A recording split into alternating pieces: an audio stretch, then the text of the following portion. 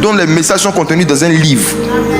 Est-ce que tu sais que toi-même qui es en train de m'écouter, qui est sauvé, ton nom est écrit dans un livre? C'est parce qu'il y a un livre à ton nom que tu vas rentrer au ciel. Mon message ce matin, c'est de vous faire comprendre la place des livres, l'importance des livres dans le fait de monter, pour monter en compétence. Regardez ceci. J'aimerais nous inviter à prendre Colossiens chapitre 3, versets 1 à 3. Si quelqu'un peut m'aider pour la lecture, ça va me permettre d'aller un peu plus vite. Colossiens chapitre 3, verset 1 à 3. Colossiens 3, verset 1. Si donc vous êtes ressuscités avec Christ, cherchez les choses d'en haut, où Christ est assis à la droite de Dieu. Affectionnez-vous aux choses d'en haut, et non à celles qui sont sur la terre. Car vous êtes morts, et votre vie est cachée avec Christ en Dieu. Amen. Alors c'est sur la base de ce verset que je veux commencer à aborder le sujet de monter encore et encore. L'apôtre Paul écrit aux Colossiens et il leur dit: si donc vous êtes ressuscités avec Christ. Il commence comme ça pour dire que ce qu'il va dire ne concerne pas ceux qui ne sont pas nés de nouveau. Ceux qui sont vraiment nés de nouveau sont morts et ressuscités avec Christ. Et ils doivent prouver cela dans un certain intérêt qui manifeste pour des choses d'en haut. Les choses d'en haut. Les choses d'en haut. Où Christ est assis à la droite de Dieu. Et il continue pour dire: ayez beaucoup d'affection, ayez beaucoup d'intérêt pour les choses d'en haut. Les choses d'en haut dont il parle, c'est quoi? Les choses d'en haut, c'est tout ce qui n'est pas en bas, simplement. On ne peut pas toucher des choses d'en haut sans monter. En fait, les choses d'en haut, Dieu n'a pas prévu que ça descende. Les choses d'en haut, dans la pensée de Dieu, n'étaient pas censées descendre. C'est nous qui étions censés monter. Vous allez voir que l'expression Dieu est descendu n'est pas une expression qu'on voit dans le Nouveau Testament, qui apparaît dans le Nouveau Testament. Dans le Nouveau Testament, dans l'Ancien Testament, dans l'Ancienne Alliance, Dieu descendait beaucoup. Mais depuis que Christ est descendu sous une forme humaine et qu'il est monté au ciel, Christ maintenant du ciel dit à ceux qui sont sur la terre de le rejoindre là-bas. C'est pourquoi même l'enlèvement de l'église, Jésus ne va pas toucher la terre. Et la Bible dit que lorsque la trompette va sonner, Christ va rester dans les airs. Et c'est nous qui allons monter. Donc monter même, c'est la finalité de la vie chrétienne. L'enlèvement de l'église est la dernière montée qui nous attend. Donc nous sommes un peuple qui est appelé à aller de montée en montée, de gloire en gloire. Et la dernière montée sera l'enlèvement de l'église, où nous allons partir à la rencontre de Christ dans les airs. Mais en attendant que l'enlèvement arrive, dans tous les domaines de nos vies, social, financier, en termes de compétences, notre service dans l'église, en termes de nombre d'âmes qu'on gagne par un, en termes de notre dévotion, notre dévouement pour les choses de Dieu, les païens qui nous regardent et qui nous observent sont censés constater une montée, une progression. Dans le royaume des cieux, il n'y a pas de stagnation. Tu progresses toujours, soit tu progresses vers l'avant, tu progresses vers l'arrière. Dans tous les cas, tu progresses. C'est pourquoi le sujet de montée doit vraiment nous intéresser. Et je vais commencer par parler de 2 raisons bibliques pour lesquelles il faut toujours aspirer à monter encore plus dans tous les domaines de la vie. 2 raisons bibliques. La première raison est tirée de Jean chapitre 4, versets 19 à 23. La fameuse conversation entre Jésus et la femme samaritaine, n'est-ce pas? Que nous connaissons. Mes frères et sœurs, j'aimerais attirer votre attention sur la réaction que cette femme a eue lorsqu'elle a su que Jésus était prophète. Jésus lui a donné une parole de connaissance. Et elle lui a dit au verset 19, Seigneur, je vois que tu es prophète. Et une femme qui se retrouve en face d'un prophète, elle ne pose pas au Seigneur une question sur le mariage, mais sur l'adoration. Regardez le verset 20. Elle dit, je vois que tu es prophète. Et comme tu es prophète, il y a une question qui est dans mon cœur, il y a une question qui est dans mon esprit depuis des années. La parole de connaissance que Jésus avait donnée touchait à sa vie amoureuse. Mais elle avait compris, cette femme, que chercher à monter dans sa vie amoureuse, sans chercher à monter dans l'adoration, c'est monter en enfer.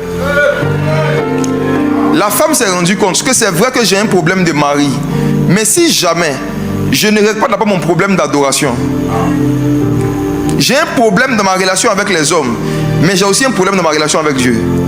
Qu'est-ce qui est plus urgent pour moi quand je suis en face d'un prophète? Beaucoup de femmes célibataires, beaucoup de femmes qui ont des problèmes de mariage, quand elles voient que quelqu'un est prophète, commencent à poser des questions directement par rapport au mariage. Cette femme n'a pas agi ainsi. C'est comme si même elle a fait un hors-sujet prophétique. Parce que Jésus lui parlait des hommes avec qui elle était. Et elle dit, ah, je vois que tu es prophète, laissons les histoires des garçons, parle-moi de monter. Quelles sont les conversations que vous aimez avoir avec ceux qui ont l'onction prophétique? Quand vous avez la grâce d'être en face des gens qui excellent dans le prophétique, quels sont les sujets qui vous intéressent le plus? Comment se marier ou bien comment monter?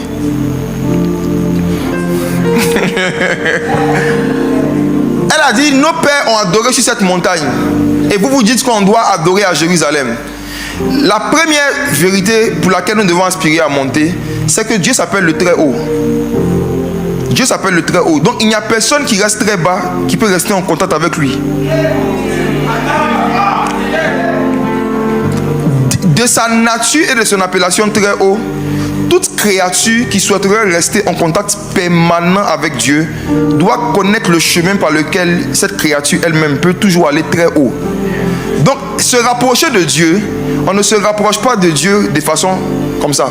On se rapproche de Dieu comme ça. Donc, on se rapproche de Dieu forcément en montant. Et qui parle de monter, parle forcément de l'adoration. C'est pourquoi vous allez voir que depuis l'ancienne alliance, chaque fois que les gens voulaient adorer Dieu, ils cherchaient une montagne, une colline ou un lieu élevé. On adorait Dieu sur les lieux élevés, on adorait Dieu sur les montagnes. Pourquoi? Parce que l'adoration ne commence pas par la chanson, ça commence par la montée.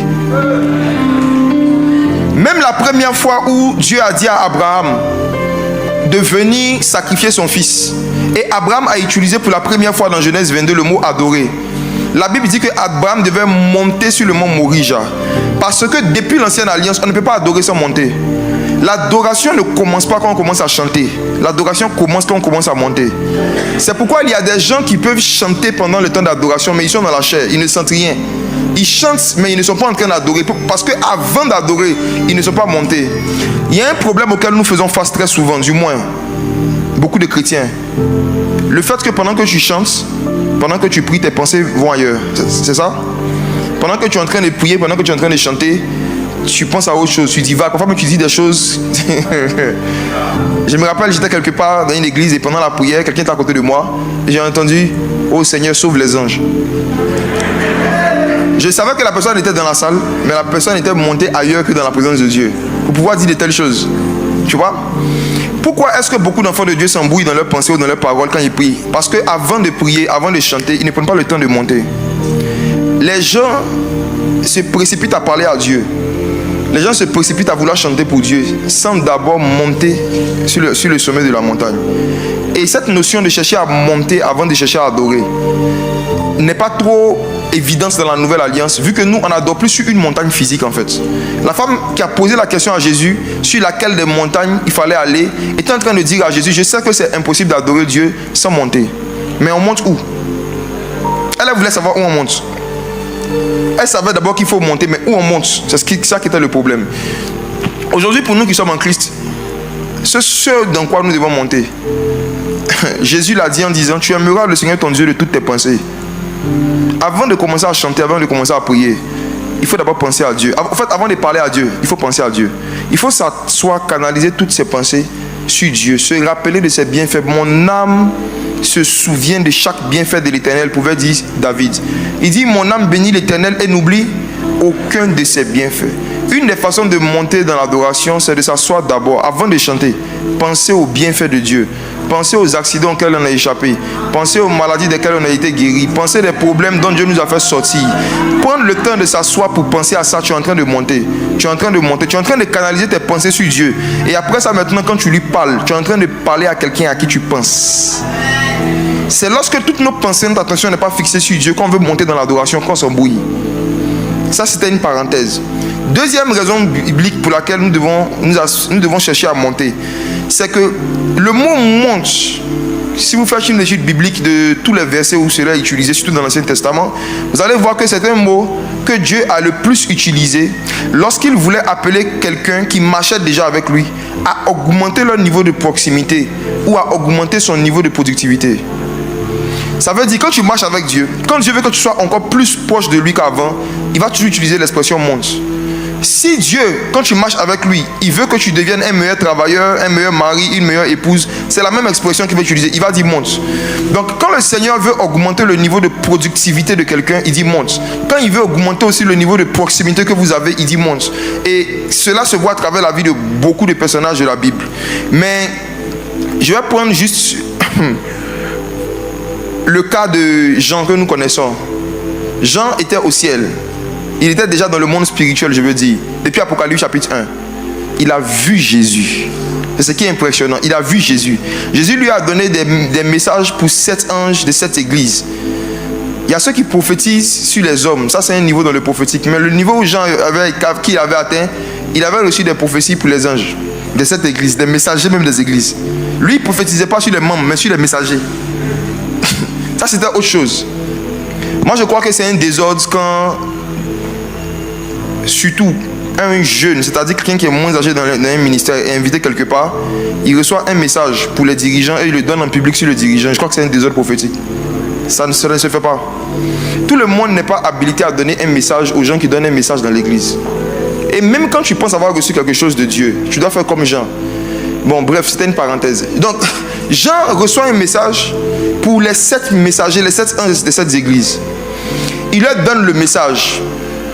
Et malgré qu'il a vu Jésus, malgré qu'il avait atteint cette dimension prophétique où il prophétise sur ceux qui prophétisent, quand il finit tout ça, on lui dit monte ici. Si après avoir vu Jésus, le ciel a dit à Jean de monter, ça veut dire que voir Jésus n'est pas la plus grande dimension spirituelle.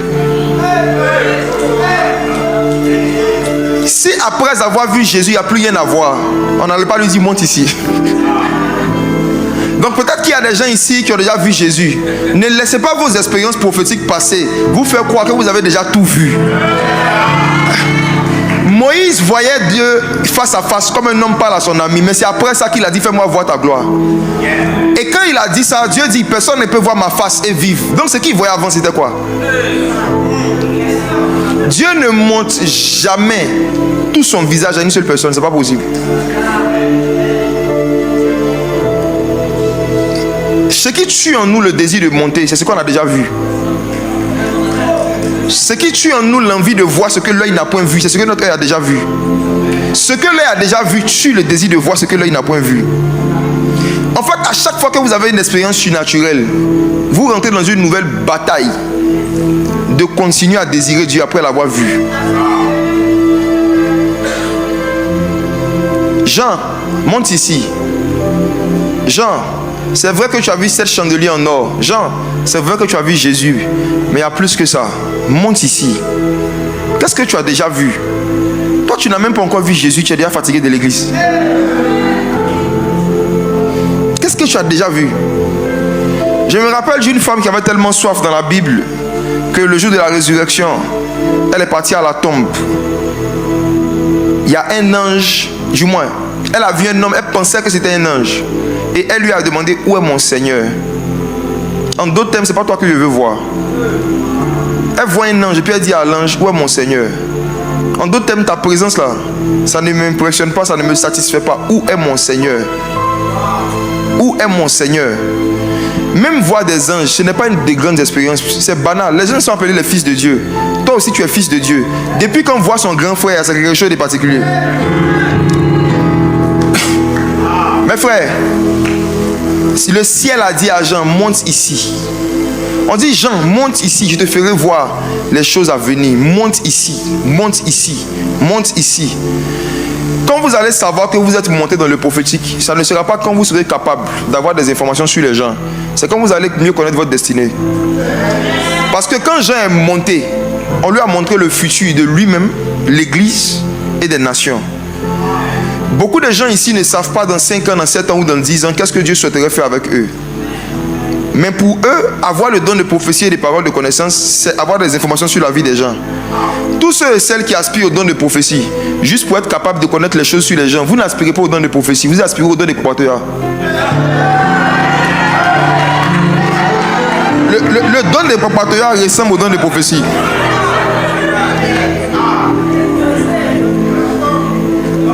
Je vous dis la vérité, connaître sa propre destinée est plus important que connaître des choses sur les gens. La plupart plupart des prophètes que j'ai connus, qui sont très précis dans les histoires de paroles de connaissance, eux-mêmes, ils tournent en rond par rapport à ce qu'ils doivent faire dans leur propre ministère. Beaucoup d'entre eux ont besoin de direction par rapport à ce qu'ils sont censés faire avec leurs églises. C'est rare de voir des gens qui mettent beaucoup l'accent sur l'histoire des prophéties et qui gagnent beaucoup d'âmes à Jésus. C'est très rare. Parce qu'à force de se préoccuper de donner des informations sur la vie des gens, on n'a pas le temps de chercher Dieu pour nous-mêmes. Et je pense que c'est ce que l'apôtre Mohamed Sanogo enseigne sur son message qu'il a donné depuis un moment sur les trois présences de Dieu. La face, la voix surtout. Vous voyez, il y a des gens qui entendent la voix, mais eux-mêmes ne voient pas la face de Dieu. Donc ils tournent en rond par rapport eux-mêmes à des choses qui les concernent et ils ne montent pas en termes de bonification de leur comportement et de leur caractère. Mais ils entendent une voix qui leur raconte beaucoup de choses sur les gens. Parfois, c'est l'esprit de préparateur.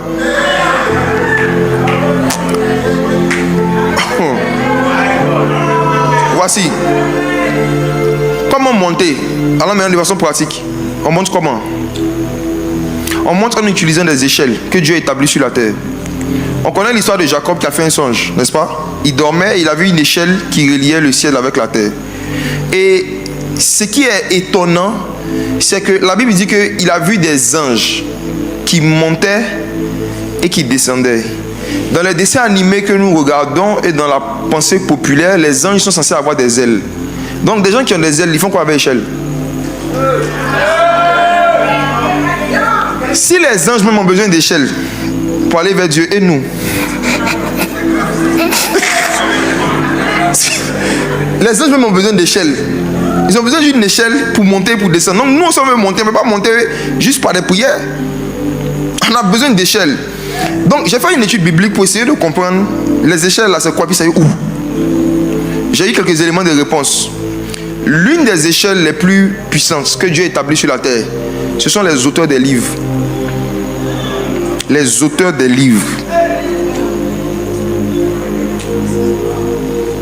Jean 1, verset 50 à 51. Les auteurs des livres. C'est une très très très grande bénédiction d'avoir un pasteur auteur. Pasteur auteur. Pasteur qui écrit.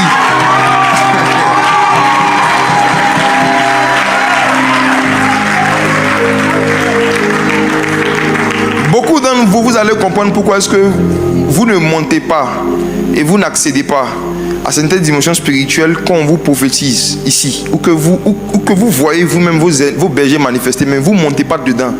Vous n'utilisez pas les échelles qu'on vous donne, c'est tout. Les livres. Jean 1, verset 50 à 51. Jésus rencontre quelqu'un. On le connaît, Nathanaël, n'est-ce pas? Ils ont une conversation. Le gars était incrédule au départ et Jésus a réglé ça avec une parole de connaissance rapide en passant. Il a été impressionné. Et Jésus dit, mais attends, juste parce que je t'ai dit que tu étais assis, tu es étonné? Il dit non. Regardez le verset 50, on peut lire ça? Jean 1, verset 50. Oui. Jean 1, verset 50. Oui. Jésus lui répondit, parce que je t'ai dit, je t'ai vu sous le figuier, tu crois. Tu feras de plus grandes choses que celles-ci. Et il lui dit, en vérité, oui, vous verrez désormais le ciel ouvert et les anges de Dieu monter et descendre sur le Fils de l'homme. Monter et descendre sur le Fils de l'homme. Monter et descendre sur le Fils de l'homme. Monter et descendre sur le Fils de l'homme. Une échelle, c'est un fils de l'homme. C'est un humain que Dieu positionne dans un endroit. Une échelle là, c'est pas une sensation qu'on sent pendant l'adoration. C'est quelqu'un qu'on peut voir, mais qui est un auteur. Nathanaël ici, en rencontrant Jésus, a rencontré l'auteur et le consommateur de la foi. Christ est le premier auteur de l'humanité. Et on va le voir tout à l'heure dans l'histoire de Moïse. Christ lui-même, c'est un auteur. Et en le rencontrant, Nathanaël venait de rencontrer une échelle. Et Jésus explique à Nathanaël que les anges de Dieu là, ils ne montent, pour qu'ils montent et descendent là, c'est pas piano. Ils ne montent pas et descendent pas sur la musique. Écoutez-moi, ils montent et descendent sur le Fils de l'homme. En d'autres termes, c'est qu'il ouvre la voie à un mouvement angélique dans un endroit. C'est une présence humaine. Mais la présence de qui en particulier? Quelqu'un dont les messages sont contenus dans un livre. Est-ce que tu sais que toi-même qui es en train de m'écouter, qui est sauvé, ton nom est écrit dans un livre? C'est parce qu'il y a un livre à ton nom que tu vas rentrer au ciel. Mon message ce matin, c'est de vous faire comprendre la place des livres, l'importance des livres dans le fait de monter, pour monter en compétence. Regardez ceci. Beaucoup de chrétiens écoutent les prédications de leur pasteur. Ils acclament, ils proclament, ils voient les dimensions dans lesquelles le pasteur opère. Mais il y a combien qui lisent les mêmes livres qu'eux? Beaucoup n'arrivent pas à monter dans les mêmes dimensions spirituelles que ceux qui les conduisent parce qu'ils négligent les livres. Même Jean dont j'ai parlé tout à l'heure. En fait, je vais donner des éléments qui vont vous rappeler d'autres histoires de la Bible vous-même. Dieu va vous enseigner. Des gens même se sont retrouvés dans le monde spirituel comme Jean. Même dans le monde spirituel, on lui a donné encore un livre, on dit mange. Même dans le prophétique, dans le monde spirituel, même pour monter dans le monde spirituel, c'est encore une affaire de livres. Celui qui s'éloigne de la lecture s'éloigne de son futur. Dieu cache les futurs et les destinées des hommes dans des livres. Et quand Satan veut que tu restes ignorant de ton futur spirituel, même social, même financier, il crée en toi un éloignement par rapport à la lecture et aux livres. Oui. Le diable est en train de se battre pour que dans notre génération, il y ait de moins de prédicateurs possibles qui laissent des livres.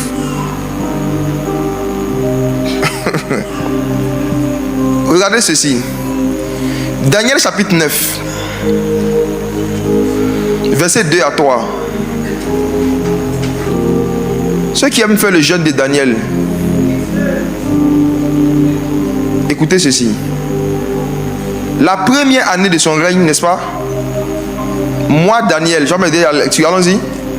Première année de son règne, moi, Daniel, je vis par les livres... Non, tu lis trop vite. Moi, Daniel, je fais quoi? Je vis par les livres... Pause. Je vis par les livres. Le mot qui a été traduit ici par voir, vision, c'est le même mot qui est utilisé dans les versets où Dieu fait des promesses comme les jeunes gens auront des visions. Maintenant, il dit, j'ai eu des visions, mais par les livres. Toi, tu vois pas quoi? Demande à ton mari, toi, tu vois pas quoi? Faut lui demander. Toi, tu vois pas quoi? Dans le domaine des visions, dans le domaine de je vois où j'ai vu là, quelqu'un peut dire je vois dans mon esprit. C'est bon.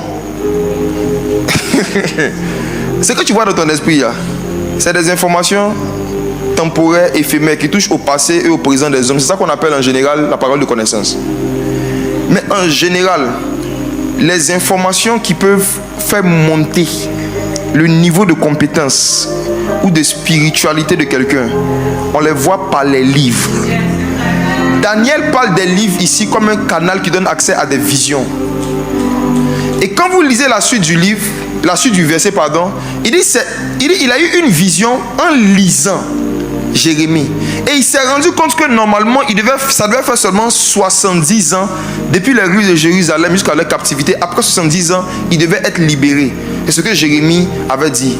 Et mes frères et sœurs, si Daniel n'avait pas lu ce livre, s'il n'avait pas cherché les livres, et s'il n'avait pas lu les livres, il allait continuer de rester en esclavage pensant que Dieu est en train de le briser. Je réponds. Ce qui a fait réaliser à Daniel que la situation que lui et son peuple vivaient, ce n'était pas la volonté de Dieu, ce n'était pas le brisement de Dieu, ce n'était pas un temps d'épreuve. Que le temps d'épreuve était passé, c'était des livres. Il y a beaucoup d'enfants de Dieu qui continuent à tolérer et à supporter certaines humiliations, certaines souffrances, certaines stagnations, avec des voix qui leur disent Dieu est en train de te briser. Or, c'est parce qu'il y a des livres qui ne lisent pas. Il y a des livres, quand tu vas commencer à lire, tu vas te rendre compte que normalement le temps de ta captivité est passé. Si Daniel n'avait pas lu, il n'allait pas savoir qu'à son âge, là, il devait pas encore, lui et ses amis, ses frères, il ne devait pas encore être esclave à Babylone. Daniel était ministre, mais en esclavage. Il y en a qui sont élevés dans l'esclavage.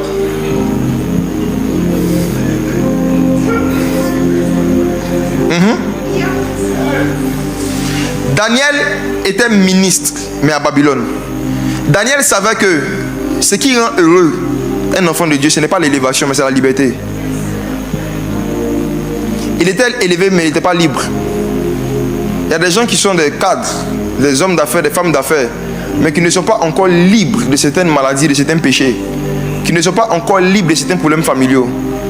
La liberté est plus importante que l'élévation. Et comment savoir si la situation que je suis en train de vivre là, depuis toutes ces années, une souffrance permanente et régulière, le temps de Dieu est passé. Vous savez c'est comment? C'est par les livres. Je vis par les livres. Il y a des livres que Dieu permet que des gens qui vous dirigent écrivent pour que vous puissiez voir des choses que vous n'arrivez pas à voir en priant. Il y a des choses que Dieu ne va pas te faire voir en songe. Dieu veut te les faire voir en livre.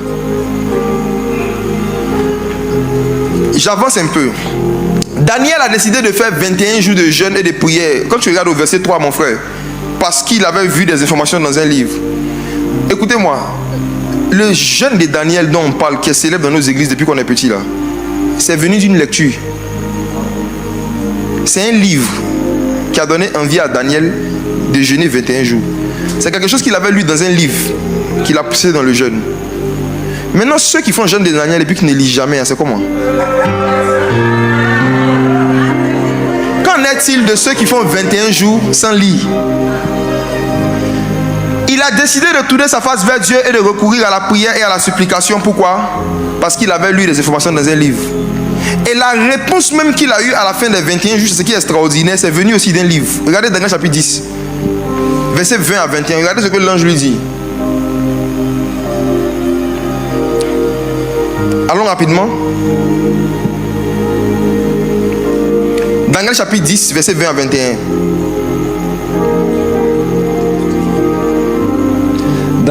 Daniel 10, verset 20 à 21. Il me dit, sais-tu pourquoi je suis venu vers toi? Je suis sur le point de m'en retourner pour combattre le chef de la Perse. Et quand je partirai, le chef de la Grèce apparaîtra. Verset 21. Mais auparavant, oui, je vais te révéler ce qui est écrit dans le livre de vérité. Personne ne me soutient contre tous ses adversaires, excepté Michael, votre chef. Donc voici comment est-ce que Daniel est monté. Il a lu des livres et il a vu à travers les livres que le temps de la captivité que Dieu avait voulu, là, c'était fini. Il fallait maintenant se révolter pour sortir de ça. Quand il finit de jeûner 21 jours, un ange vient le voir et puis l'ange lui dit que je suis venu t'expliquer ce qui est écrit dans le livre. Le livre de vérité dont il parlait ici, ce n'est pas la Bible. La Bible n'existait pas à l'époque. Il y avait un livre auquel lui, l'ange, il avait accès que Daniel n'avait jamais lu. En fait, c'est comme s'il disait à Daniel, la réponse que tu cherches, c'est dans un livre. Mais comme Dieu sait que tu n'as pas accès à ce livre-là, je suis sorti de la bibliothèque céleste pour venir t'expliquer ce qui est écrit dans le livre. Donc, mes frères et sœurs, il y a beaucoup de directions, de réponses, d'idées qu'on cherche pour pouvoir monter dans tous les domaines de la vie. C'est caché dans des livres. Donc, jeune de Daniel là, c'est quelqu'un qui avait une vie de lecture qui a fait, et puis à la fin lui-même on est venu lui parler d'un livre. Il y en a qui font 21 jours de jeûne sans lire. Ils parlent en langue seulement. C'est pour ça qu'ils ne reçoivent rien. Que la lecture revienne au centre, soit à l'alpha et à l'oméga de votre relation avec le Seigneur. Que la lecture redevienne une pratique. Voyez les livres comme des échelles que Dieu met devant vous pour que vous puissiez accéder à des dimensions que vous négligez. Le Seigneur n'a pas donné la prière pour supprimer la lecture, il a donné pour compléter. Dieu n'a pas donné la prière pour supprimer les lectures, il a donné pour compléter. J'avance rapidement pour terminer avec ceci. Si vous prenez le cas de Moïse et des enfants d'Israël, comment est-ce que Dieu les a fait monter à Canaan? Le même mot revient. Chacun d'entre nous a notre Canaan. Canaan, en fait, c'est un ensemble de bénédictions que Dieu a préparé d'avance pour toi. Un ensemble de grâce et de faveur, un niveau de puissance, d'autorité, de beaucoup de choses que tu es censé avoir à un moment de ta vie. Mais on monte à Canaan. On n'avance pas vers Canaan, on monte. Maintenant, comment on monte? Dans le cas de Moïse, les livres encore étaient au centre. C'était l'échelle principale que les enfants d'Israël devaient utiliser pour monter à Canaan. Prenez Exode 24, verset 1. Est-ce que la com peut m'aider avec m'afficher le temps qui reste pour qu'il fasse en fonction? Dieu dit à Moïse, monte vers l'Éternel, toi et Aaron, Nadab et Abihu, et 70 des anciens d'Israël, et vous prosternez de loin.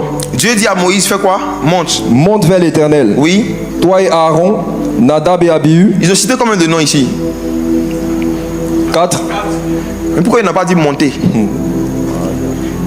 Le français courant, ce serait monter vers l'Éternel. Toi et Aaron. Il dit monte, toi et Aaron.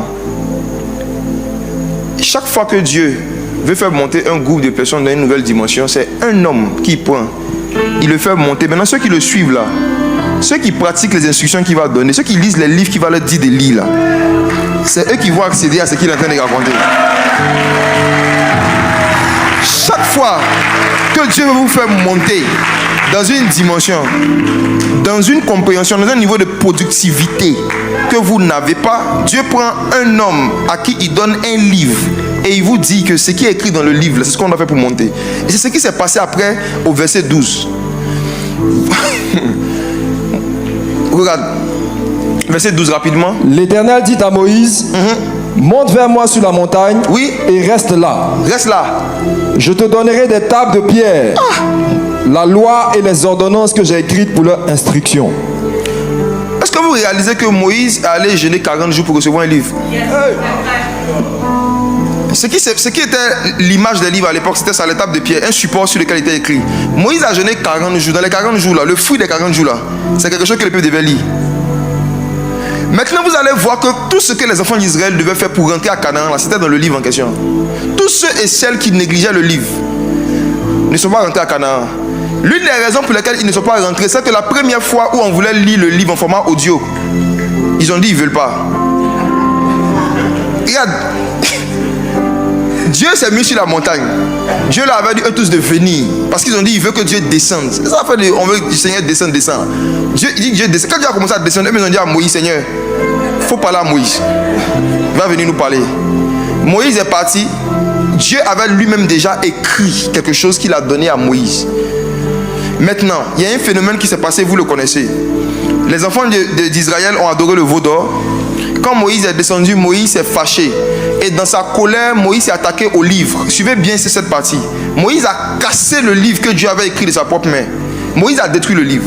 Et parce que Moïse avait détruit le livre, Moïse était obligé de refaire le jeûne de 40 jours. Il y a des efforts spirituels que vous serez obligé de refaire parce que vous avez négligé certains livres.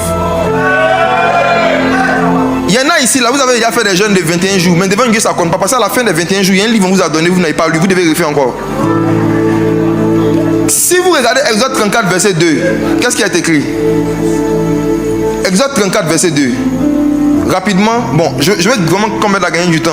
Allons-y. Il dit, sois prêt de bonne heure. Tu monteras dès le matin sur la montagne de Sinaï. Tu te tiendras là devant moi sur le sommet de la montagne. Et ensuite, au verset 3, que personne ne monte avec toi, que personne ne paraisse sur toute la montagne, même pas. Il dit, même que ni les brebis ni les bœufs ne paraissent près de cette montagne. On le sait, Moïse est monté 2 fois. Mais la deuxième fois où il est monté, Dieu a donné l'instruction. Cette fois-ci, il a dit à Moïse, toi-même, il faut te faire des pierres, n'est-ce pas? Toi-même, prends les pierres cette fois-ci, il faut revenir avec. Je vais écrire là-dessus.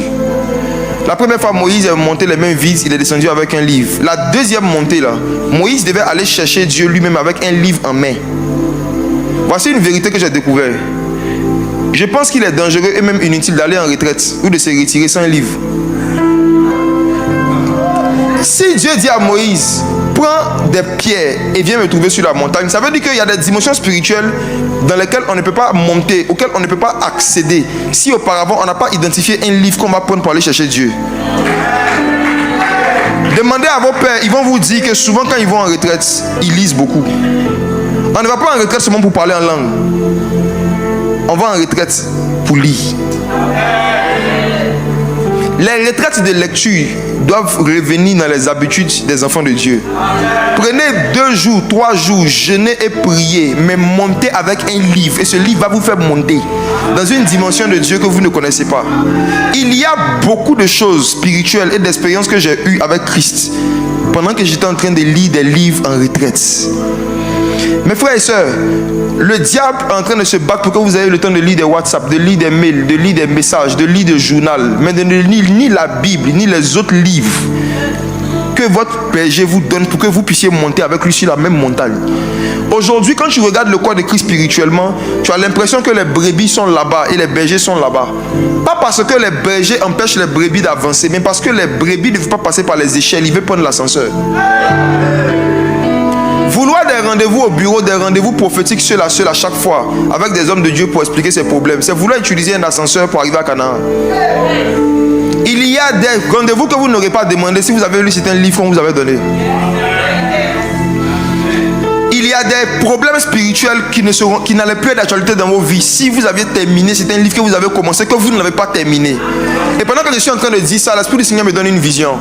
Parmi vous qui êtes là, il y a quelqu'un qui est en train de m'écouter qui avait, il y a quelques années, été attiré par un livre. Je vois un livre de Dr. Miles Monroe qui parle du Saint-Esprit. Je regarde attentivement, je vois que c'est écrit quelque chose comme...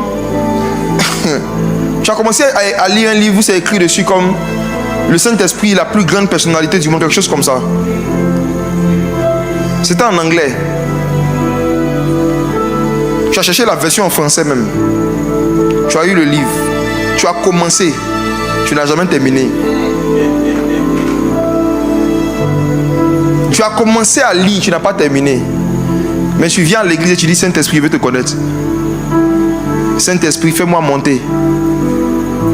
Le Saint-Esprit ne fait pas monter par des sensations. Il fait monter par des informations. On ne monte pas par des émotions, on monte par des informations. Et vous savez, parfois, on se sent attiré par certains livres. Parfois, on sent un fort désir dans nos cœurs de méditer et de nous approcher de certains livres. On commence à les lire et le diable crée autour de nous un mouvement de distraction, un mouvement d'occupation et de distraction, pour ne pas qu'on termine nos lectures. Et on a des lectures inachevées. Voici pourquoi notre vie chrétienne a un goût d'inachevé. Je vous exhorte, je vous encourage. La personne dont je parle de façon spécifique, je l'encourage vraiment à rechercher ce livre et puis à terminer sa lecture. Il y a à l'intérieur de ce livre des informations que Dieu voulait te donner, qui allaient t'aider à monter davantage dans ton intimité avec le Saint-Esprit. Moïse, ayant su que la rentrée du peuple à Canaan était vraiment conditionnée par les livres, il appelle Josué. Et avant de quitter, Moïse impose les mains à Josué. La Bible dit que Josué fut rempli de l'esprit de sagesse. Pourtant, Moïse, lui, il avait sur lui l'esprit de prophétie. J'aimerais aussi dire à quelqu'un que quand ton père t'impose les mains ou ton père prie pour toi, ce que tu reçois ne dépend pas de ce qui est sur lui, ça dépend de ce dont tu as besoin. Quand Moïse a prié pour Josué, la chose dont Josué avait le plus besoin, c'était la sagesse. Donc il a été rempli de l'esprit de sagesse. Et comme il avait l'esprit de sagesse, Dieu maintenant vient vers Josué dans Josué chapitre 1 verset 8 que nous connaissons. Et Dieu dit à Josué, pour que tu aies du succès, que le livre de la loi ne s'éloigne point de ta bouche. En d'autres termes, ton succès est rattaché et conditionné par un livre.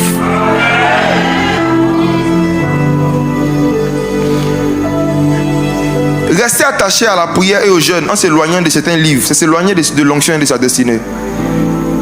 Il y a des livres qui viennent de votre berger, qui sont rattachés à votre vie et qui sont les échelles qui doivent vous faire monter à Canaan.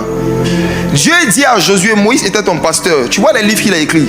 Débrouille-toi, que ça ne s'éloigne point de ta bouche. Même pas de tes yeux, de ta bouche. En d'autres termes, tu dois les apprendre et les réciter. Un livre qui ne s'éloigne pas de ta bouche, c'est un livre que tu as avalé. Tu n'as pas juste lu, tu as cherché à mémoriser les informations qui sont dedans et à marcher selon ça. Et vous allez voir, frères et sœurs, que dans chaque génération, dans chaque saison, je répète, l'Esprit du Seigneur suscite des auteurs. On a déjà les auteurs de 66 livres, mais Dieu sait que nous allons avoir plus de 66 problèmes qui n'ont pas été abordés de façon très claire dans les 66 livres. Mais il y a des gens qui ont vécu des expériences spirituelles, des expériences humaines et qui ont eu des sagesses de Dieu qui les ont aidés à avoir certaines victoires. Dieu les pousse à les mettre dans certains livres et Satan nous pousse à négliger ces livres et à négliger les auteurs, mais à chercher juste à avoir des rendez-vous privés avec les gens pour qu'on prophétise sur nous. Mes frères et sœurs, faisons attention à ces choses. Faisons attention à ces choses. Beaucoup de gens sont morts dans le désert, ont tourné en rond, sont morts dans le désert. Parce qu'au lieu d'aller se rapprocher du livre de la loi, ils attendaient juste en train de suivre le feu et la nuée. Ils regardaient juste le ciel. Mais tout ce qui sortait de ce livre, quand Jésus leur disait, voici ce que le livre dit, voici ce qu'on doit faire, beaucoup de gens s'éloignaient du livre. Je vais avancer et terminer avec ceci. Je suis convaincu de mon cœur que si Dieu a inspiré ce sujet de monter, si Dieu a inspiré ce sujet de dire monte, ça veut dire qu'il est fatigué des chrétiens qui veulent le faire descendre.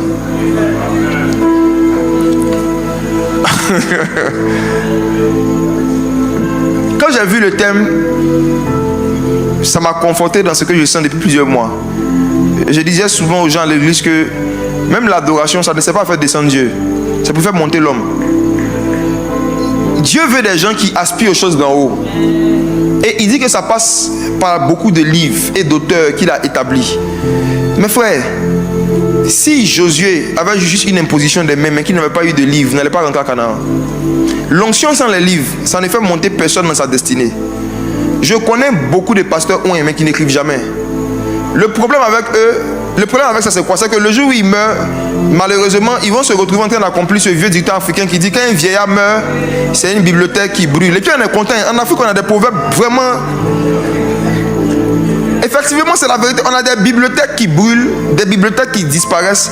Et voici pourquoi les mêmes générations répètent les mêmes erreurs que les prédécesseurs. Parce que Satan a mis dans l'Afrique une mentalité de ne pas laisser des traces écrites que les gens peuvent suivre. Maintenant, il y en a aussi qui ont la grâce d'avoir beaucoup de livres comme ça, qui n'ont jamais lu un en entier, mais qui prient en langue. Écoutez, vous tous qui travaillez,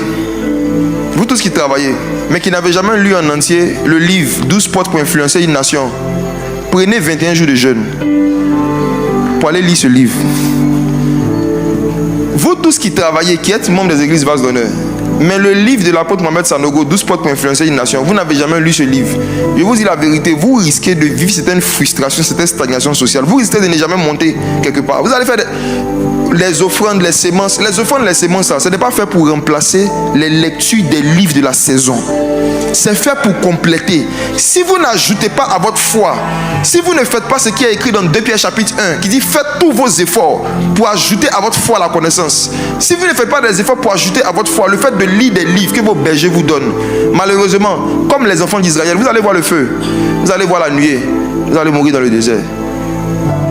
Mon message ce matin, je termine, c'est pour faire simple, pour vous dire, montez le niveau de lecture, le temps que vous consacrez au livre. Montez dans le temps que vous consacrez à lire assidûment les livres que vos bergers vous donnent. Dieu est toujours passé par des livres pour conduire le peuple. Je me demande qu'est-ce que l'église de 2025 aurait été si Paul n'avait pas laissé des livres à Timothée. Qu'est-ce que l'église aurait été si les apôtres n'avaient pas laissé des livres? On peut se tenir debout, on va prier.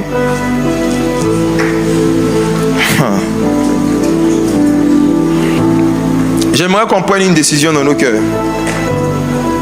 Qu'on dise au Seigneur que dans cette saison, dans le reste des mois qui viennent, que ce soit d'abord et la Bible,